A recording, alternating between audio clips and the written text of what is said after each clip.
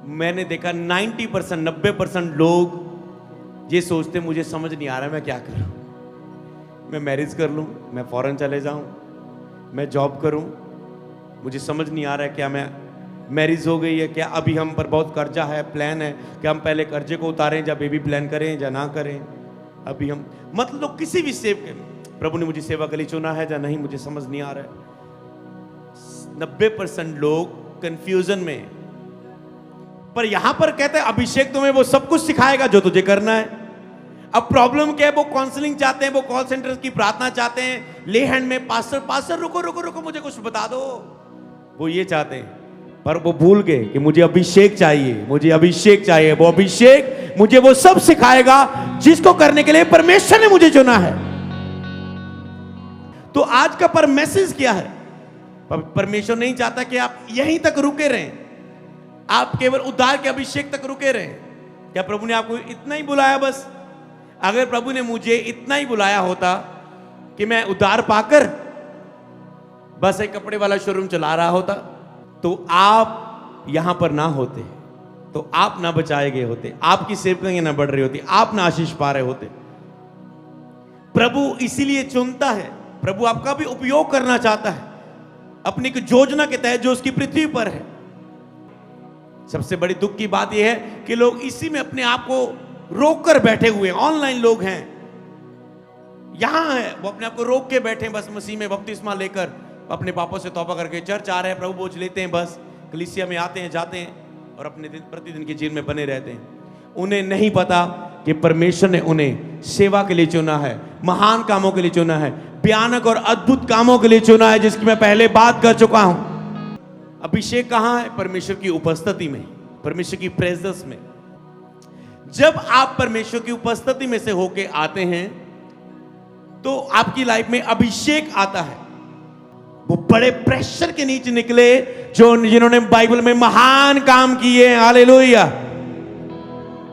मैं प्रेशर के नीचे निकला, मसीह में आया, 5 साल मेरी लाइफ में कुछ नहीं, पर मैंने एक दिन किसी को बोला, मैंने कहा 5 साल के बाद तू अपनी लाइफ देख लेना और मेरी लाइफ देख लेना। और 5 साल के बाद जब मेरी लाइफ शुरू हुई तो इतनी स्पीड से शुरू हुई, उसका असर आप आज तक देख रहे हो। और सेवकाई के 10वें साल और आने वाले सालों में बहुत बड़ा असर देखने वाले हो। हालेलुया। अभिषिक्तों के अधीन रहना, लेकिन अपनी अगुओं की आज्ञा मानो, उनको मुंह तोड़ जवाब ना दो, उनकी खिलाफत ना करो, उनकी आज्ञा मानो। आज्ञाकारिता अभिषेक देती है, अधीनगी अभिषेक देती है। जैसे अलीशा था एलिया के अधीन, तिमोथियस था पौलुस के अधीन, यहोशू था मूसा के अधीन। अधीनगी आपकी लाइफ में अभिषेक देती है। जैसे चेले थे प्रभु यीशु मसीह के अधीन, तो जैसे दाऊद का अभिषेक हुआ, पहली बार दाऊद का अभिषेक हुआ, उससे वो राजा नहीं बन गया। आपका उद्धार का अभिषेक आपने पाया, आपने स्वर्ग के अधिकारी तो हो गए, पर पृथ्वी पर आपका अधिकार शासन नहीं करने लगे, आप अधिकार में नहीं आए। दाऊद का फिर दूसरा अभिषेक हुआ, वो और लड़ाइयां जीता और एरिया का राजा बना। फिर तीसरा अभिषेक हुआ, फिर वो पूरे इजराइल का राजा बन गया। बार बार उसका अभिषेक हुआ और उसका फैलाव बढ़ता गया। हालेलुया। तेरा आगे का अभिषेक आ रहा है। हालेलुया।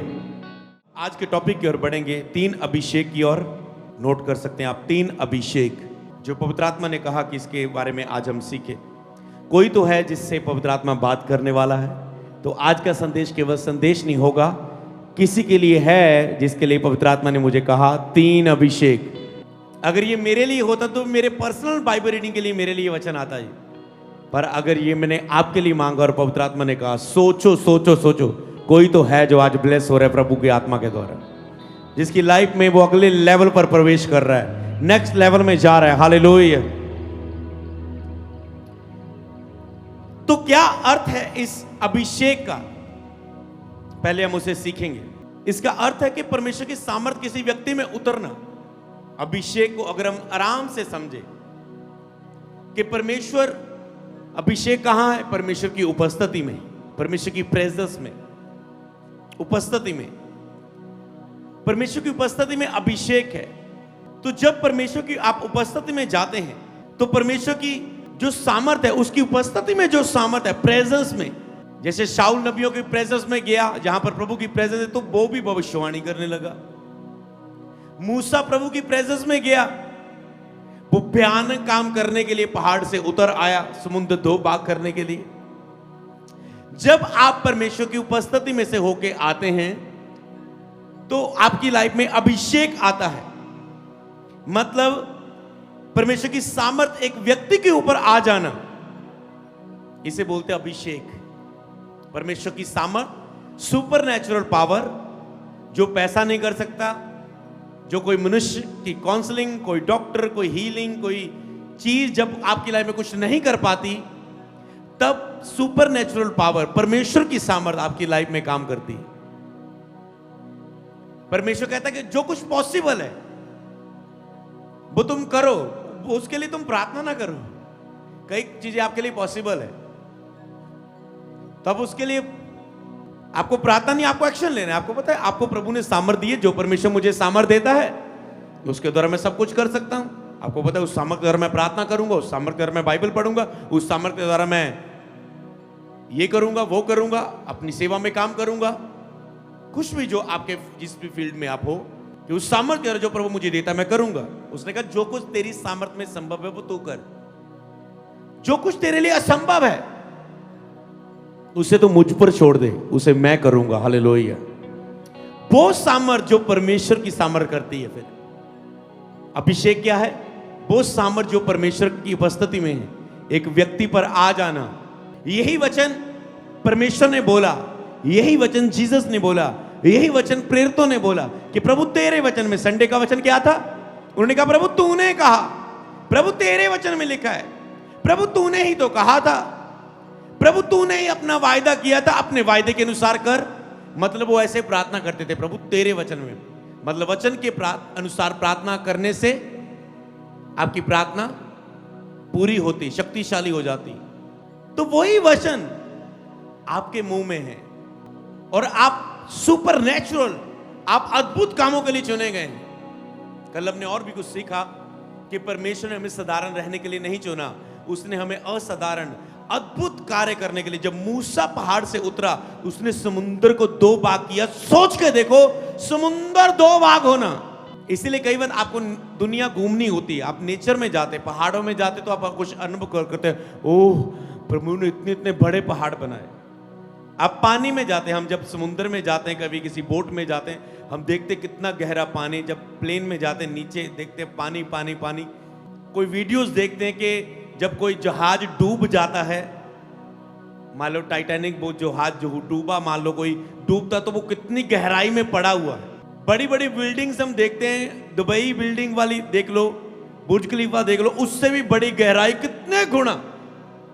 सोचो वो नीचे गहराई है, इतना विशाल पानी, और हम देखते हैं फिर परमेश्वर की उस विशालता को, उस सामर्थ को देखते हैं, वो कितना। नहीं तो आपको लगता रहता है ओ मेरी गिल्टी, मेरी गिल्टी, मेरी गिल्टी, मेरी गिल्टी। जब आप देखते हैं परमेश्वर कितना महान है, तब वो गिल्टी आपकी गायब हो जाती है। हालेलुया।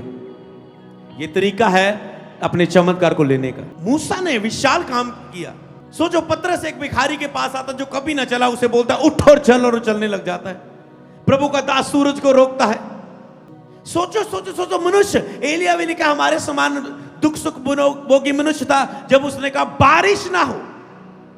वाह, नेचर पर कंट्रोल। सोचो एक मनुष्य के द्वारा।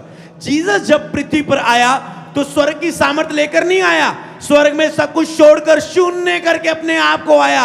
लिखा है मनुष्य का पुत्र, लिखा है वो हमारे समान एक मनुष्य था, पर वो पिता के साथ इतना आज्ञाकारी था कि, और जब उसका बपतिस्मा हुआ, आकाशवाणी हुई, ये मेरा प्रिय पुत्र है, मैं इससे प्रसन्न हूं। और लिखा है आत्मा के द्वारा उसकी परीक्षा हुई, आत्मा उसे जंगल में ले गया कि स्नान के उसकी परीक्षा। परीक्षा के बाद जब आया प्रभु का, उसने कहा प्रभु का आत्मा मुझ पर है, उसने मेरा अभिषेक किया कि कंगालों को सुसमाचार सुनाऊं, बंदियों को आजाद का करूं मैं। हालेलुया।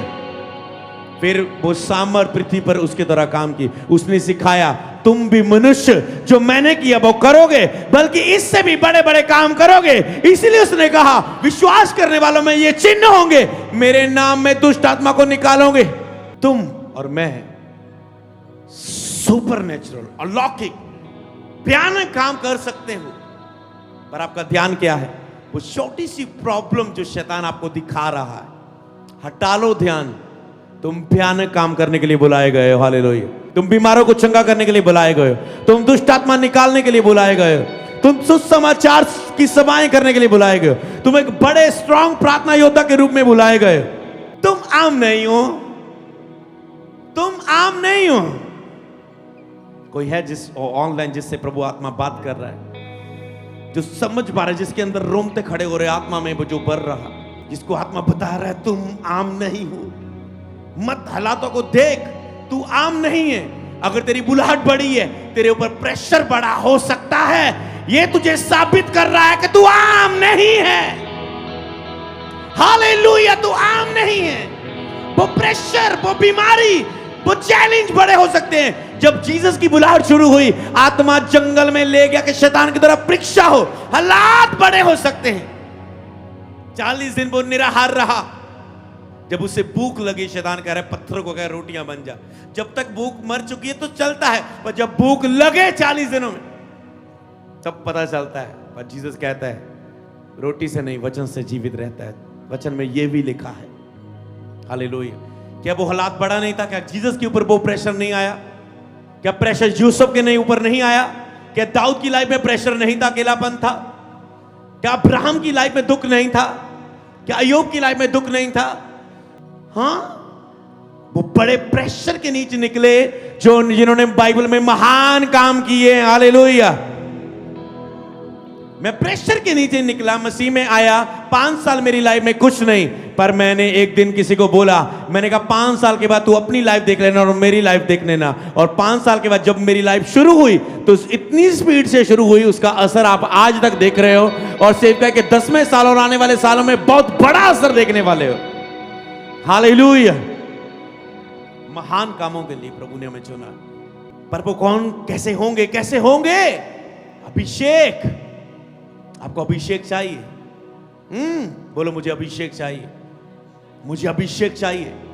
आज से मेरा फोकस, मेरा गोल, मेरा लक्ष्य, मेरी डिजायर, मेरा पैशन प्रभु का अभिषेक होगा। क्या सच में बोल रहे हो? जा मेरे पीछे बोल रहे हो, बोलो प्रभु का अभिषेक होगा। क्योंकि मैं अपनी पढ़ाई से, अपनी लिखाई से, अपनी जनरल नॉलेज से, अपने यूट्यूब नॉलेज से एक लिमिट में काम कर सकता हूं, पर उसके अभिषेक के द्वारा मैं अनलिमिटेड दुनिया में हिस्ट्री छोड़ के जा सकता हूं। Hallelujah, hallelujah. इसलिए प्रभु का अभिषेक। तो यहां पर हम अभिषेक के अर्थ को समझते हैं कि एक परमेश्वर की सामर्थ का एक मनुष्य के ऊपर आ जाना। फिर मनुष्य वो कर सकता है जिसकी मैंने बात की, जो मूसा ने किया, जो पतरस ने किया, जो पौलुस के रुमाल से लोग चंगे हो रहे हैं, पतरस की परछाई से लोग चंगे हो रहे। सोचो, पतरस निकल रहा है और परछाई बढ़ती जा रही, लोग हील होते जा रहे हैं। कितना आसान था। सोचो, ये क्या था? अभिषेक की मात्रा थी, मतलब अभिषेक का लेवल था। उन्होंने कहा कि पतरस की लाइफ में अभिषेक का लेवल इतना बढ़ चुका था ना कि उसकी परछाई से लोग चंगे होते हैं। हम कहते हैं ना 2020वीं सदी में, 2020 में, आज हम 2026 बोलते हैं, जब 1800 वाली सदी में, 1900 वाली सदी में ये प्रभु का दास था, उसके ऊपर ऐसा अभिषेक था, जब वो पुलपट पर आता ही था ना, ये हो जाता था। जब वो लोगों के पास में गुजरी जाए ना प्लेन में, सब लोग रोने लग जाते थे। हम ऐसी स्टोरियां सुनते हैं कि लोग उद्धार पा लेते थे जिस बस में वो बैठ जाए, जिस शिप में, पानी वाले जहाज में वो बैठ जाए, लोग प्रभु में आ जाते थे। क्या था? यही बताया जाता था कि उनकी लाइफ में अभिषेक इतना बड़ा था परमेश्वर का। जैसे पतरस की लाइफ में बोलते हैं कि उसकी परछाई से लोग चंगे हो जाते हैं, पौलुस की लाइफ में कि उसके रुमाल उसके ऊपर स्पर्श करा के, आज की मीटिंग का क्या नाम है? पवित्र आत्मा का सामर्थ्य स्पर्श। कि पतरस के ऊपर ऐसा अभिषेक था, पौलुस के ऊपर, कि उसके ऊपर रुमाल स्पर्श करा के लोग बीमारों पर लगा देते थे, बीमार चंगे हो जाते थे। और जब मैं ऐसे बोल रहा हूं, पवित्र आत्मा कह रहा है अगले बुधवार तो क्या बांटने वाला है? रुमाल। और जिस अभिषेक के बारे में आज मैं बात कर रहा हूं, वो रुमाल के ऊपर वो सामर्थ्य स्पर्श होगा। हम उसे टच करने वाले रोज ऑल नाइट प्रेयर कर चुके हैं। अब वो रुमालों को टच करने वाले प्रभु की प्रेजेंस में रोज मैं कर चुका हूं, उसके लिए प्रार्थना शुरू। और अगले बुधवार आप सबको वो बांट दिए जाएंगे। वो इस सेवकाई के अगले जो साल होगा, उस साल के लिए एक अभिषेक का ऐसा असर होगा। क्योंकि कई बार क्या होता है, मेंटरशिप में पास्टर आते हैं जब नई सेवकाई में, मैं उन्हें मिलता हूं और उन्हें बोलता हूँ ये लो ऑयल ले जाओ।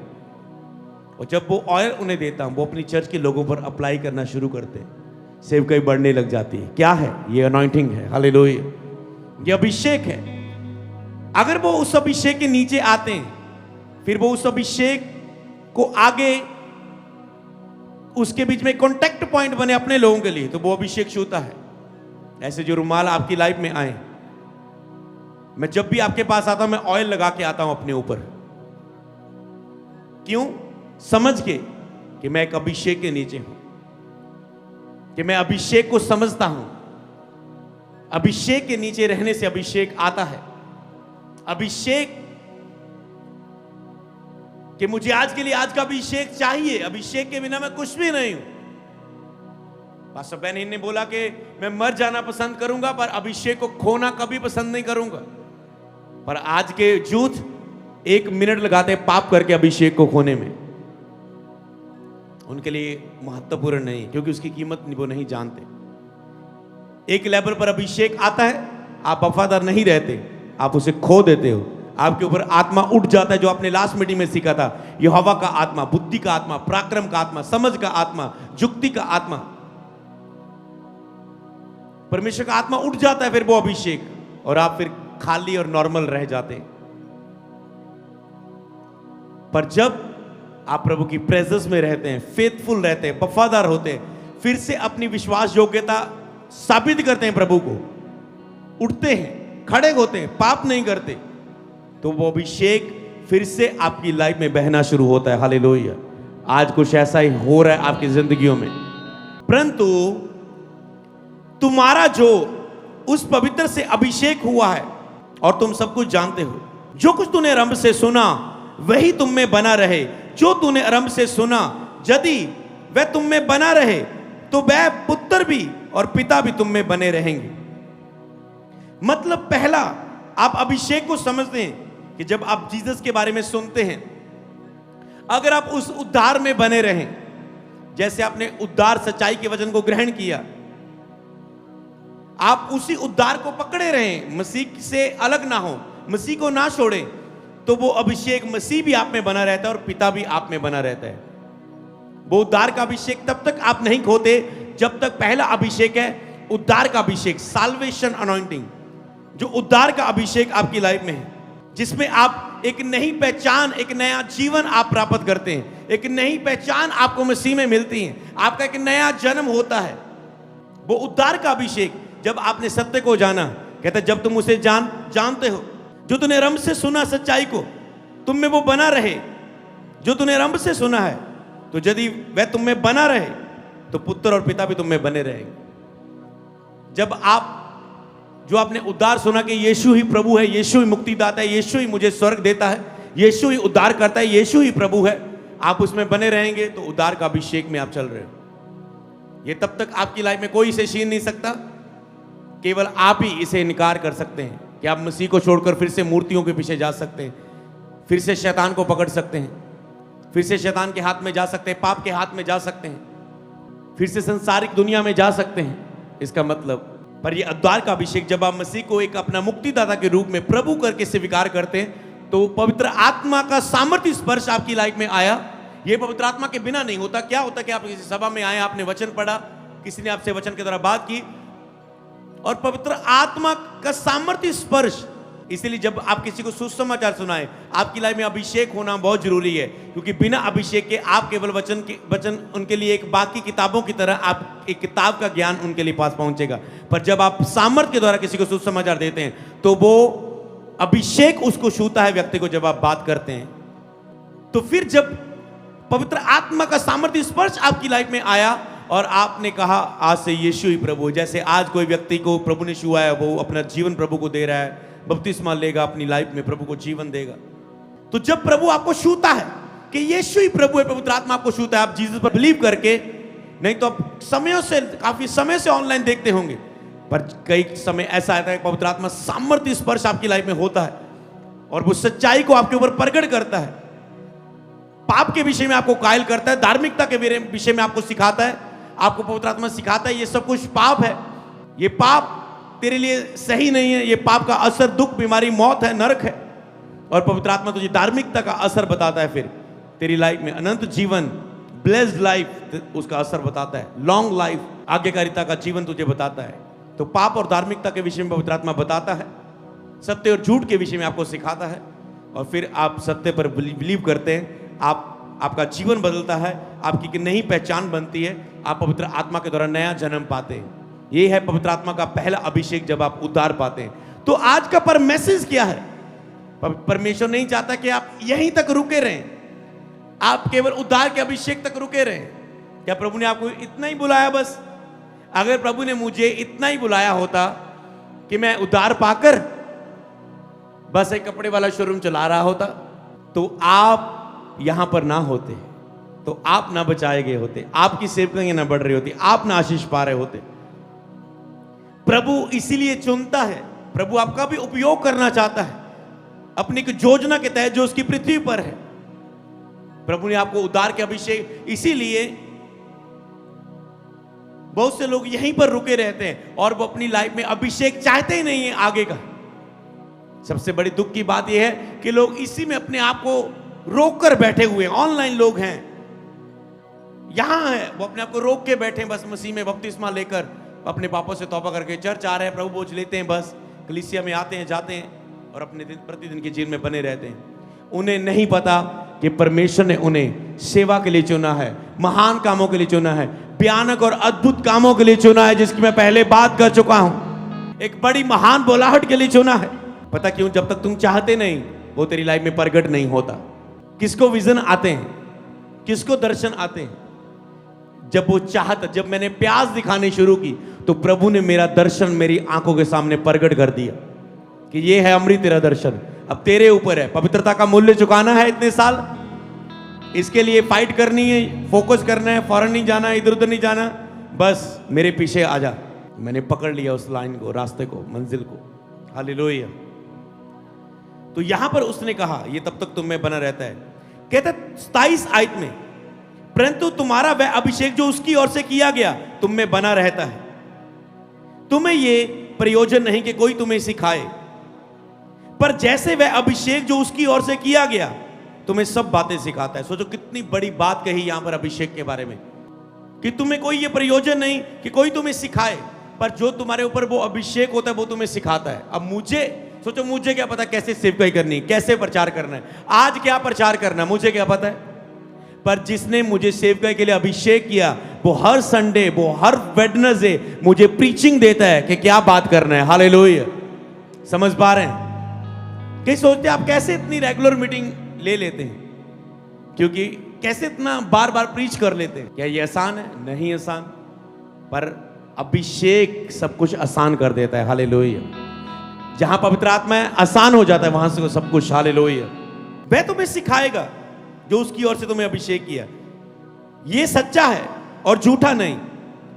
जैसा उसने तुम्हें सिखाया वैसा तुम उसमें बने रहते हो। फिर ये आपको बनाकर रखता है। फिर अभिषेक आपकी बुलाहट में, जिस काम के लिए प्रभु ने आपको चुना है, उसी में आपको चलाता रहता है। अब मुझे नहीं पता सेवकाई के 10वें साल में क्या करना है हमें, पर कौन करेगा? जो अभिषेक को हम मांगेंगे, प्रभु अगले साल के लिए हमें और अभिषेक दे, और अभिषेक दे। जो प्रार्थना इस भवन में करेंगे, इकट्ठे होकर करेंगे, ऑल नाइट्स प्रेयर करेंगे, झुंड के साथ प्रार्थना करेंगे, सेवादारों वॉलंटियर्स के साथ प्रार्थना करेंगे, 24 घंटे नॉन स्टॉप प्रेयर करेंगे, प्रार्थना के विशेष स्थान की प्रार्थना करेंगे, तो वो साबित करेंगी कि हमें अभिषेक चाहिए, कि हम अभिषेक के बिना सेवकाई नहीं करना चाहते। और वही अभिषेक फिर हमें योजनाएं देगा, क्या करना है, कहां जाना है, कहां नहीं जाना, क्या करना है, क्या लेना, क्या करना, क्या शुरू करना। तो इसीलिए यहां पर कहता है कि वो अभिषेक तुम्हें सिखाता है।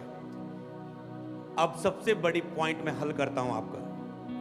मैंने देखा 90%, 90% लोग ये सोचते मुझे समझ नहीं आ रहा मैं क्या करूं, मैं मैरिज कर लूं, मैं फॉरेन चले जाऊं, मैं जॉब करूं, मुझे समझ नहीं आ रहा है क्या मैं मैरिज हो गई है क्या, अभी हम पर बहुत कर्जा है, प्लान है कि हम पहले कर्जे को उतारें या बेबी प्लान करें या ना करें। अभी हम मतलब किसी भी प्रभु ने मुझे सेवा के लिए चुना है या नहीं, मुझे समझ नहीं आ रहा है। 90% लोग कंफ्यूजन में। पर यहां पर कहते हैं अभिषेक तुम्हें वो सब कुछ सिखाएगा जो तुझे करना है। अब प्रॉब्लम क्या है, वो काउंसलिंग चाहते हैं, वो कॉल सेंटर की प्रार्थना चाहते हैं, ले हैंड में पास्टर रुको रुको रुको मुझे कुछ बता दो, वो ये चाहते हैं। पर वो भूल गए कि मुझे अभिषेक चाहिए, मुझे अभिषेक चाहिए। वो अभिषेक मुझे वो सब सिखाएगा जिसको करने के लिए परमेश्वर ने मुझे चुना है। समय समय पर वो सब कुछ तेरी लाइफ में होगा। समय पर तेरी लाइफ सेटल होगी, समय पर तेरी मैरिज होगी, समय पर बेबी होगा, समय पर तुम्हारी लाइफ, तुम्हारा परिवार, सब चीजें समय समय पर सब कुछ होगा। भरोसा करो उस अभिषेक पर। अब समझ गए? आपको किसी की काउंसलिंग नहीं, आपको अभिषेक चाहिए। अभिषेक कैसे मिल सकता है? प्रभु के साथ कुछ ऐसे आत्मा में बोलते हैं बातें, प्रभु के साथ अधिक समय बिताने से। दूसरी बात, प्रभु के साथ फेथफुल रहने से। लिखना तो लिख सकते हैं। सबसे बड़ी बात, आज्ञाकारिता से। फिर उसके बाद वफादार रहने से, प्रभु से जितना अभिषेक दिया उसमें वफादार रहना, पवित्रताई में लंबा समय बने रहना, अन्य निवासों में प्रार्थना करना ताकि तुम्हारी आत्मिक उन्नति हो, अभिषिक्तों के अधीन रहना, लेकिन अपनी अगुओं की आज्ञा मानो, उनको मुंह तोड़ जवाब ना दो, उनकी खिलाफत ना करो, उनकी आज्ञा मानो। आज्ञाकारिता अभिषेक देती है, अधीनगी अभिषेक देती है। जैसे अलीशा था पौल एलिया के अधीन, तिमोथियस था पौलुस के अधीन, यहोशू था मूसा के अधीन। अधीनगी आपकी लाइफ में अभिषेक देती है। जैसे चेले थे प्रभु यीशु मसीह के अधीन, तो अधीनगी, फिर उस अधीनगी में वफादारी, फिर अपनी लाइफ में उसके राज्य के लिए बोना। जब भी अभिषेक के सामने जाना, बिना बीज के ना जाना, अपने बेस्ट बीजों को बोना। जब आप इनको समझते हैं, मतलब मूल्य चुकाना, समर्पण देने, जितना अधिक समर्पण आपकी लाइफ का बढ़ता है उतना ही अभिषेक की सामर्थ आपकी लाइफ में बढ़ती है। समर्पणों का जीवन जीना। तो ऐसे बहुत सी बातें हैं जो बीती सभाओं में आपने सीखी है, पिछले सालों में सीखी है, यूट्यूब पर है। पर इस जितनी पॉइंट मैंने बोले, इस एक एक पॉइंट पर हम गहराई से बात करें तो वो आपकी लाइफ में कई बार उतरते हैं। नहीं तो आपके ऊपर पॉइंट लिख लेते 9 पॉइंट, और 9 साल लग जाते हैं, 9 पॉइंट को पूरे नहीं होते। समझ पा रहे? इसलिए पर आपकी लाइफ में आत्मा में उतरना जरूरी। और आज किसी की आत्मा में उतर रहा है, किसी की आत्मा में उतर रहा है। अभिषेक उसका आज से लक्ष्य बन रहा है। कई बार शैतान तुझे बिजी कर देता है लाइफ में, और अभिषेक के बिना तुम जीवन जीते रहते हो। तुम्हारा टॉपिक अनॉइंटिंग नहीं रहती, और धोखे में वो रखता है तुझे।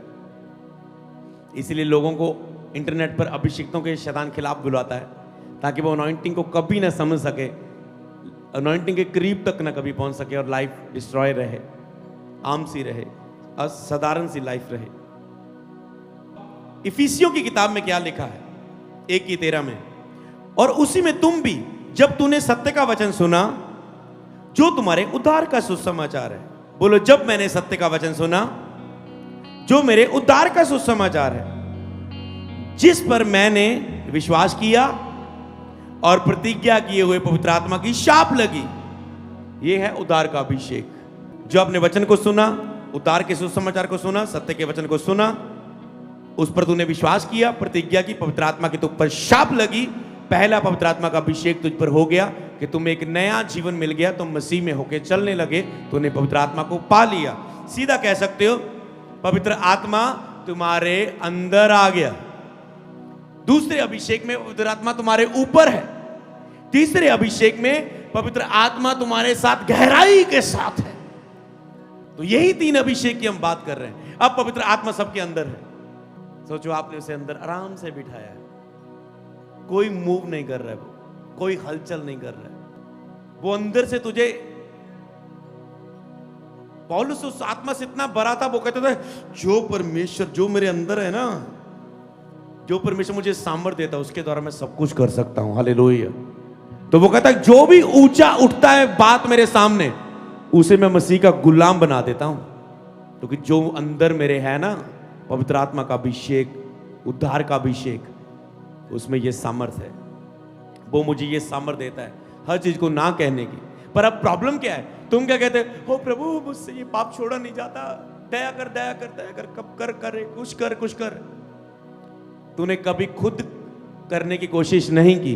जो तुझ में, मैंने कहता हूं अपनी सामर्थ्य, अपनी सोच, अपने विचारों से, आत्मा तुम्हें पहले दिया गया है, उस आत्मा की सामर्थ्य के द्वारा तुम रोज कहो, रोज अंगीकार करो सुबह उठ के कि मैं, जो मुझे सामर्थ्य देता है उसके द्वारा आज मैं अपने फोन चलाने पर कंट्रोल रखूंगा, अपनी नींद पर कंट्रोल रखूंगा, अपने खाने पर कंट्रोल रखूंगा, अपनी डाइट पर कंट्रोल रखूंगा, अपनी लाइफ को, अपने पारिवारिक अनुशासन को कंट्रोल में रखूंगा, अपनी मिनिस्ट्री अनुशासन को कंट्रोल में रखूंगा, अपने हेल्थ के अनुशासन को कंट्रोल में रखूंगा, अपने आर्थिक, अपने पैसे को कंट्रोल में रखूंगा। क्योंकि कई बार तुम्हें अपने पैसे को चलाना नहीं आता, तुम गलत जगहों में चला लेते हो, गलत चीज खरीद लेते हो, गलत जगह इन्वेस्टमेंट कर देते हो, उत्तम चीज पर नहीं लगा पाते, क्योंकि और फजूल खर्च करते हो।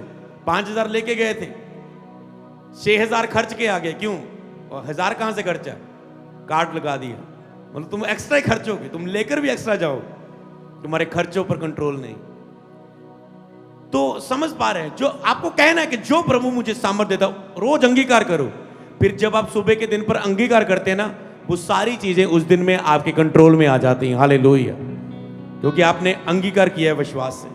तो ये है वो सामर्थ जो आपके अंदर है, इसी के द्वारा जो आपके अंदर है, आप दूसरे और तीसरे अभिषेक में काम करते हैं। तो आगे लिखा है प्रेरितों की 1:8 में, जहां पर लिखा है, परंतु जब पवित्र आत्मा तुम पर आएगा तुम सामर्थ पाओगे, यरूशलेम, यहूदिया, सामरिया, पृथ्वी की छोर तक तुम मेरे गवाह होंगे। अगर आपको गवाही देनी है, आपको सुसमाचार सुनाना है, आप पहले सामर्थ पाए हुए होने चाहिए।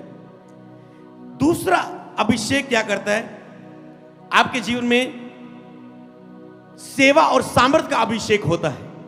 पहला अभिषेक उद्धार का, तो दूसरा अभिषेक है सेवा और सामर्थ का अभिषेक। उसने कहा जब पवित्र आत्मा तुम पर आएगा तुम सामर्थ पाओगे। जब आग का बपतिस्मा तुम्हारी लाइफ में होगा, अब जो पानी का बपतिस्मा पवित्र आत्मा हमने पा लिया, पवित्र आत्मा हमारे अंदर, ये एक बार होता है। अब पवित्र आत्मा से परिपूर्ण होना, रोज अपने आप को भरना, आग का बपतिस्मा ये बार बार होता है, बार बार होता है, कि जिसमें पवित्र आत्मा आपके हृदय में, उद्धार के समय में नहीं कि आज से यीशु ही प्रभु है, वो रोज आपकी लाइफ में काम करते हैं कि आज से मुझे 5 घंटे प्रार्थना करनी है। वही पवित्र आत्मा जिसने कहा था यीशु ही प्रभु है, तूने बपतिस्मा लिया, अब वही पवित्र आत्मा आज आग का बपतिस्मा हुआ। चिन्ह क्या है तुम्हारी लाइफ में? क्या आज आग का बपतिस्मा हुआ? तूने आज डिसीजन लिया कि रोज मुझे 5 घंटे प्रार्थना करनी है, और तुम रोज 5 घंटे प्रार्थना कर भी पा रहे हो। इसका मतलब आग से बपतिस्मा हुआ था कल तेरा, इसलिए तुम आज वो कर पा रहे हो। इसे बोलते हैं आग का बपतिस्मा, कि अब तुम फिर से फलों में चल रहे हो।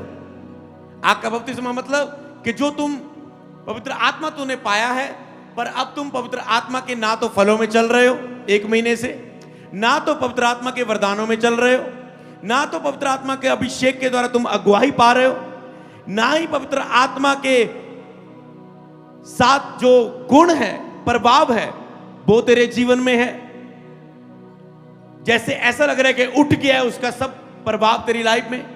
पवित्र आत्मा तो है, पर उसका प्रभाव, 7 गुण, 9 वरदान, 9 आत्मा के फल, वो नहीं है। पर जब तेरा आग का बपतिस्मा होता है, तुम फिर से आत्मा से परिपूर्ण होते हो, तुम फिर से बाइबल पढ़ना शुरू करते हो, फिर से पहले जैसा प्रभु को प्यार करने लगते हो, फिर से प्रार्थना बढ़ जाती है, फिर से पवित्रता में तुम खड़े हो जाते हो, फिर से तुम अनुशासन में आ जाते हो, फिर से तेरा व्यक्तिगत संबंध प्रभु के साथ मजबूत हो जाता है। फिर से 9 फलों में तुम चलने लग जाते हो। फिर तुम आत्मा के केवल 2-4 फलों में नहीं, आत्मा के फलों की पूर्णता में चलने लग जाते हो। फिर आत्मिक कुछ वरदानों में नहीं, तुम 9 वरदानों में और वरदानों में तुम बढ़ने लग जाते हो। फिर आत्मा के 7 गुणों में ही नहीं, बुद्धि का आत्मा, पराक्रम का आत्मा, समझ का आत्मा, ज्ञान का आत्मा ही नहीं, तुम आत्मा की सारी पूर्णता में फिर से चलने लग जाते हो। जब वो आता है, भरपूरी के साथ आता है। कितने लोग चाहते कि आने वाले दिनों में आपका बपतिस्मा हो तुम्हारे जीवन में, आज हो, आगे हो, हाथ रखते समय, आज ले हैंड के समय हो। तुम्हें पैसा नहीं, तुम्हें अभिषेक चाहिए। तुम्हें जमीन नहीं, तुम्हें अभिषेक चाहिए। तुम्हें चर्च की टीम नहीं, अभिषेक चाहिए। तुम्हें गाने वाली वर्षी टीम, साज बजाने वाली टीम नहीं, तुम्हें अभिषेक चाहिए। जब अभिषेक आएगा, ये सब कुछ तुम्हारी लाइफ में आएगा, ये सब कुछ तुम्हारी लाइफ में आएगा। आज लोग, हाँ पास्टर मेरी मैरिज नहीं होती। क्यों नहीं होती? लाइफ में अभिषेक नहीं। अभिषेक होता तो अच्छे रिश्तों की लाइन लगी होती। समझ पा रहे ना? क्योंकि ये आत्मिक है। परमेश्वर जिसको जोड़ा लेकिन उसे कोई अलग ना करे। तो परमेश्वर जिसको तेरे साथ किसको जोड़े? वो सोच रहे खाली है तू, पाप करता जा रहा है, जीवन में कुछ कर नहीं रहा, प्रेयर लाइफ तेरी सेट नहीं, बाइबल रीडिंग तेरी सेट नहीं, संबंध तेरा मेरे साथ सही नहीं है, जो पत्नी तुझे मैं दूंगा उसके साथ तेरा संबंध कैसे सही रहेगा? तो मैं क्यों किसी की लाइफ खराब करूं? कोई बाप अपनी बेटी की लाइफ खराब करना चाहता है? कोई पास्टर किसी आत्मिक लड़की का हाथ किसी शारीरिक लड़के में देता है जो प्रार्थना में नहीं है? इसीलिए मैरिज लोगों की नहीं होती। तो परमेश्वर क्यों सौंपेगा? सोचो, एक बाप नहीं करता, एक पास्टर नहीं डिसीजन लेता ऐसा, तो परमेश्वर सोचो कैसे लेगा। इसलिए बहुत सी लाइफ में अभिषेक ना होने के कारण तुम्हारी लाइफ में बहुत से बंधन रहते हैं, पर अभिषेक के कारण वही बंधन आपके तोड़ दिए जाते हैं। बोले आमीन। पहले आपके बंधन टूटते हैं, फिर आपके द्वारा दूसरों के बंधन टूटते हैं। अगर आपके कोई बंधन नहीं भी टूटे, पर दूसरों के बंधन टूटने श्योर है यीशु के सामर्थ्य नाम में। एक टाइम आएगा फिर आपके भी बंधन टूट जाएंगे प्रभु यीशु के नाम में। क्योंकि जो तुम दूसरों के लाइफ में बोते रहते हो, फिर एक टाइम वो वचन पूरा होता है, जो तुम दूसरों के लाइफ में बो रहे हो वो तुम अपनी लाइफ में काटोगे। हालेलुया। तो ये है यहां पर सेवा और सामर्थ का अभिषेक, कि तुम गवाही देने के लिए सामर्थ पाओगे, तुम सेवा करने के लिए, प्रचार करने की सामर्थ पाओगे, तुम शिक्षा देने की सामर्थ पाओगे, तुम एक असाधारण व्यक्ति बनने की सामर्थ पाओगे, तुम एक ब्लेस्ड व्यक्ति बनने की, फाइनेंशियल ब्लेस्ड व्यक्ति, प्रभावित व्यक्ति बनने में दुनिया में सामर्थ पाओगे। तुम बेस्ट क्रिकेटर हो सकते हो, बेस्ट डॉक्टर बन सकते हो, बेस्ट इंजीनियर बन सकते हो। हाँ, कोई भी तुम्हें अभिषेक तुम्हें किसी भी चीज में बेस्ट में लेके जा सकता है जिसमें तुम जाना चाहते हो, जो खुदा तुझे ऊंचा करना चाहता है। बाइबल में सभी पास्टर नहीं बने थे। यूसुफ एक ब्लेस्ड व्यक्ति था, अब्राहम एक ब्लेस्ड व्यक्ति था, अय्यूब आशीषित किया गया था, कोई प्रॉफिट था, कोई नबी था, अलग अलग उनकी लाइफ में अभिषेक के असर थे। हालेलुया। सभी चंगा करने के लिए, चमत्कार करने के लिए नहीं बुलाए गए थे। अभिषेक का असर ने सबको अलग अलग हिस्सों में बदलाव दिया, इसलिए अभिषेक तेरी बुलाहट में बदलाव देगा तुझे। तो यहां पर है कि तुम सामर्थ पाओगे, सेवा और सामर्थ का अभिषेक, मतलब प्रभु आपके ऊपर आ जाता है वो अभिषेक। पवित्र आत्मा केवल आपके अंदर नहीं, आपके ऊपर, मतलब आपको उपयोग करना शुरू करता है सेवा के लिए। आपको कोई सेवा देता है, आपके साथ चमत्कार होने लग जाते हैं, मिरेकल्स आपके जीवन में होने लग जाते हैं। ये वो अभिषेक है जब तुम सामर्थ्य पाते हो। फिर इसलिए केवल उद्धार में न रहें, रोज कहे प्रभु मुझे अपनी सामर्थ्य से, रोज प्रार्थना में कहा करें प्रभु मुझे अपनी सामर्थ्य से भर। रोज डिसीजन लिया करें, आज से मैं ये डिसीजन लूंगा अभिषेक और सामर्थ्य में बढ़ने के लिए, आज मैं ये फैसला लूंगा, आज मैं ये फैसला लूंगा जो प्रभु मुझे सामर्थ्य देता है। तो यही तो अभिषेक था जीसस के ऊपर। लूका 4:18 कहता है प्रभु का आत्मा मुझ पर है। उसने कहा प्रभु का आत्मा मुझ पर है, मतलब अभिषेक है मुझ पर, इसलिए उसने मुझे कंगालों को सुसमाचार सुनाने के लिए मेरा अभिषेक किया। उसने कहा कंगालों को सुसमाचार सुनाने के लिए मेरा अभिषेक किया गया है। आपका किस बात के लिए अभिषेक किया गया है? जब अभिषेक आपकी लाइफ में आता है वो बात आपकी लाइफ में होने लगती है। हालेलुया। और मुझे इसलिए भेजा कि बंदियों को छुड़ाऊं, अंधों को दृष्टि पाने का सुसमाचार प्रचार करूं, कुचले हुओं को छुड़ाऊं। मुझे इसलिए भेजा गया। जब अभिषेक आपकी लाइफ में आता है, अभिषेक आपको भेजता है किसी कार्य के लिए, किसी मंजिल पर खड़े होने के लिए, सेटल होने के लिए, अपनी लाइफ के उस बुलाहट में काम करने के लिए। उसने कहा प्रभु का आत्मा मुझ पर है। तो जब आपको कुछ सेवा मिलती है, जितने भी कल वॉलंटियर्स नाइट प्रेयर में मेरे साथ थे, आपको सेवा मिली है। आपने पहले उद्धार के अभिषेक में नहीं रहे, यही आपको दूसरों से अलग बना देगा, यही आपके वंशों पर आशीर्वाद देगा, यही आपको आत्मिक बनाएगा। तो यही जब आप सेवा, अगर कोई सेवा में नहीं है तो आज क्या करना है? अगर आपको अभिषेक लेना है, कोई ना कोई सेवा लो। अगर आत्मा आज आपको छुए, फिर अभिषेक क्या करता है? आपको सेवा में लेके आता है। जैसे मेरे ऊपर जब अभिषेक आया, मैंने सेवा ली। मैंने कहा पास्टर मुझे ढोल की बजानी, मैं गीत की किताब लिखता था, एक बार कहा मुझे भी गीत गाने का मौका दे चर्च में। तैयारी कर रहा था अपनी, तो कभी ढोल की बजा रहा हूं, कभी गीत बजा रहा हूं, उसके बाद गिटार सीखने लगा, कोई ना कोई सेवा लेते रहा। फिर असिस्टेंट पास्टर बन गया, एक पास्टर के साथ सेवा करने वाला, साथ में हर जगह प्रार्थना करने जाना। फिर धीरे धीरे खुद पास्टर बन गए। हालेलुया। तो क्या हुआ, एक सेवा आई और उसने अगली सेवा के द्वार खोले। धीरे धीरे अब अपोस्टलिक सेवा कर रहे हैं हम, मतलब हमारी ब्रांचेस हैं, बहुत सारे स्पिरिचुअल सन डॉटर पास्टर जो जुड़े हुए एक अपोस्टलिक कॉल में सेवा करते हैं। समझ पा रहे हैं? तो ऐसे बढ़ते हैं आपके अभिषेक में, आपके स्तर, आपकी लाइफ में काम। जब आप एक सेवा को करते जाते प्रभु आपको अगली सेवा देता है। पहले मैं इवेंजलिस्ट था, सुसमाचार की सेवा करता था, कोई संडे चर्च नहीं लगाता था। 1-2 साल मैंने किया लगातार इवेंजलिज्म मीटिंग की, घरों में प्रार्थना सभाएं, टेंटों में प्रार्थना सभाएं की, पर संडे चर्च नहीं लगाता था। जब भविष्यवाणी हुई मेरे स्पिरिचुअल फादर जी के द्वारा, उन्होंने कहा तेरी अपनी चर्च होगी, तो फिर मैंने प्रभु के उस वचन से, फिर अब भविष्यवाणी होगी। उसके बाद कुछ महीनों, कुछ लगभग साल या कुछ महीनों के बाद फिर जाके मेरी एक टाइम आया कि जब मैं रोज अपनी टीम के साथ सभा लेता था, जब मैं मीटिंग करके आता था बाहर, लोग कहते थे आप कहाँ चर्च लगाते हैं? पास्टर जी। मैंने कहा पास्टर नहीं, मैं ब्रदर, ब्रदर कह के बुलाओ, अमृत मेरा नाम लेके बुला लो। तो हम चर्च नहीं कहीं लाते, मेरी टीम ही है, हम अपनी इकट्ठी टीम ही प्रार्थना करते हैं। एक दिन मैं अपनी टीम को वचन देने के लिए आ रहा हूं कि आज हम कुछ पढ़ेंगे बाइबल में।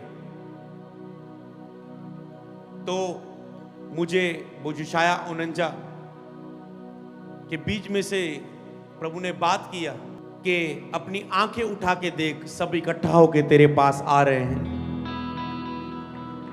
ये स्थान भी छोटा पड़ जाएगा, तुम्हें और स्थान में जाना होगा। जो लोग दबे कुचले हैं, जिसको अभिषेक की बुलाहट में चुना गया है, उन्हें मैं तेरे पास लेकर आऊंगा। जिनको लोग समझ नहीं पा रहे वो हीरे हैं, जिनको उन्होंने कूड़ा समझ के ठुकरा दिया, निकाल दिया, तू उनको जांच पाएगा कि ये हीरा है। तू अंधेरे में जवानों को उजियाले में लेके आएगा, और ये स्थान भी तुम्हारे लिए छोटा पड़ जाएगा।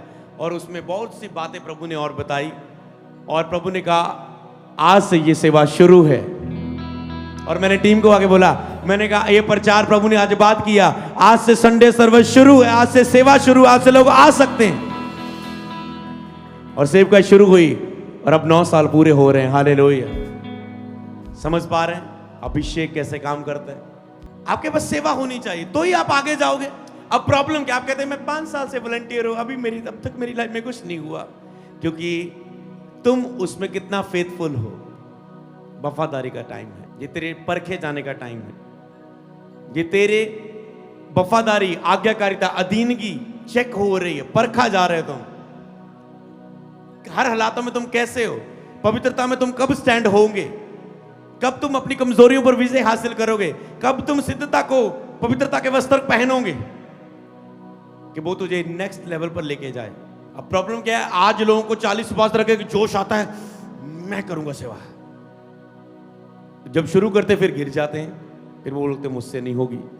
प्रॉब्लम क्या है? इसलिए प्रभु तुझे कोई काम देता नहीं, उसे पता है तेरी क्षमता नहीं है। जब वो तुझ पर बिलीव कर लेगा कि मैं ऐसे काम दे सकता हूं, वो तेरी बुलाहट अगली तुझे दे देगा। हालेलुया।